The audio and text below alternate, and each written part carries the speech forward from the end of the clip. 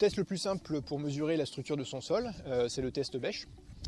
Donc le test bêche, ça consiste à découper un bloc de terre qui fait grosso modo entre 20 et 25 cm de côté. Et sur les différents horizons qu'on a dans ce bloc de terre, on va mesurer la proportion des différentes mottes qu'on a. Généralement, on arrive à retrouver 3 horizons. Le premier, le plus superficiel, qui va être grosso modo entre 0 et 10 cm. C'est vraiment la préparation superficielle et tout ce qui va consister à l'implantation au moment du semis. Ensuite, on a l'horizon plus profond, qui est grosso modo la zone labourée, jusqu'à 20-25 cm. Et en dessous les 20-25 cm, si on arrive à y aller, si on a une bêche suffisamment profonde, on va retrouver la partie en dessous la zone de labour, donc en dessous la semelle de labour. On a parlé de 3 types de mottes, donc les 3 types de mottes qu'on peut avoir. En plus, il y a la terre fine, mais qui n'est pas vraiment une motte. De la plus compactée à la moins compactée, la motte delta. Donc c'est une motte qui va avoir des surfaces assez planes quand on la casse et des angles assez anguleux, c'est le cas de le dire. Et ça, c'est vraiment caractéristique d'une zone assez compactée dans le sol. Autre motte qui est un petit peu moins compactée, parce qu'on a de l'activité biologique avec les vers de terre, des galeries, etc. C'est la motte qu'on appelle motte delta, mais B. Donc une motte qui s'apparente à la motte delta, mais avec des galeries de vers de terre. Et souvent, les racines vont pouvoir emprunter ces galeries de vers de terre pour pouvoir quand même explorer et coloniser un minimum le milieu. Et la motte de terre la plus propice au développement racinaire, c'est des mottes qu'on appelle gamma, sans forme particulière, avec des aspérités, des porosités, qui vont favoriser l'exploitation racinaire. En fonction de la proportion de ces différentes mottes dans les différents horizons, on arrive avec une clé de détermination à déterminer si son sol est plus ou moins tassé. En fonction du résultat, surtout si on a un sol qui est assez compacté, c'est des mesures qu'il faut approfondir en regardant plus profondément, avec des mini-profils 3D ou carrément des profils culturaux. Mais là, plus on va aller vers des profils culturaux, plus ça va demander un déplacement de matériel et puis aussi un petit peu de dégâts dans la culture. Et puis quand on a un profil cultural aussi, c'est bien de creuser un trou, mais il faut savoir aussi l'interpréter. Alors autant avec un test bêche, c'est assez facile avec les clés de détermination, mais un profil, il faut quand même avoir quelques notions et c'est pas forcément si simple que ça. Les petits inconvénients du test bêche, c'est que c'est une toute petite zone de la parcelle, donc c'est quelque chose qu'il va falloir répéter. Et puis comme je disais précédemment, c'est des choses qu'on regarde que 20-25 cm en termes de profondeur.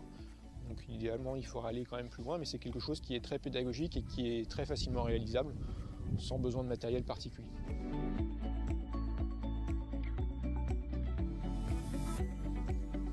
Un autre test assez simple qu'on peut réaliser pour mesurer cette fois la stabilité structurale, donc la résistance à l'abattance, et puis aussi dans une moindre mesure la résistance aux différents tassements liés à des passages d'outils, c'est le slate test. Souvent dans des vidéos ou dans des rubriques associées, on voit dans une grande éprouvette, on dépose une motte de terre sur un grillage et on voit la motte de terre se déliter au fur et à mesure du temps. Plus ça va se déliter vite, moins la stabilité structurale va être bonne. Nous, dans les essais et dans ce qu'on fait au champ, on le réalise à l'échelle beaucoup plus petite, on prélève des plus petites mottes et on le fait dans des petits grillages, et des petits tubes. Et en fonction de la vitesse de délitement et de la stabilité, on regarde et on attribue une note. Et c'est cette note qui nous permet de comparer les différents systèmes.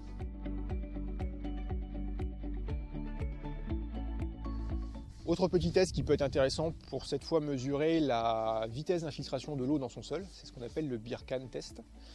En fait, c'est un cylindre et on va mettre des lames successives d'eau de 10 mm. Et on va mesurer le temps que l'eau met à s'infiltrer entre ces différentes lames.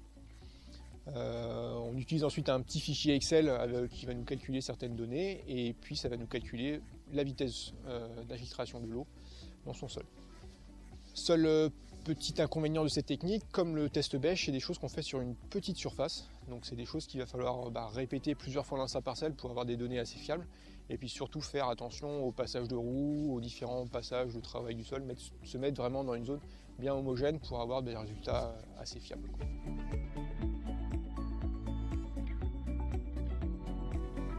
Tous ces petits tests servent à mesurer la fertilité physique du sol. Et dans le cadre des fermes pilotes, on a fait ces tests dans les 4 systèmes de culture qu'on suit. Donc l'optimisation d'intrants, ou appelé aussi conventionnel, l'ACS, la méta et le bio. Et l'idée, c'est de faire ces tests chaque année pour mesurer l'évolution et l'impact des systèmes dans le temps. mais aussi l'impact des différentes cultures ou des différents choix culturaux une année donnée et voir leur impact sur ces données. On mesure la fertilité physique, mais il y a d'autres données qu'on mesure aussi, notamment la fertilité chimique, donc tout ce qui va être lié à la CEC, lié aux minéraux, le phosphore, la potasse, etc. On va mesurer bien entendu leur évolution et on va mesurer aussi quelque chose qu'on n'a pas l'habitude de mesurer, c'est tout ce qui concerne la fertilité microbiologique des sols.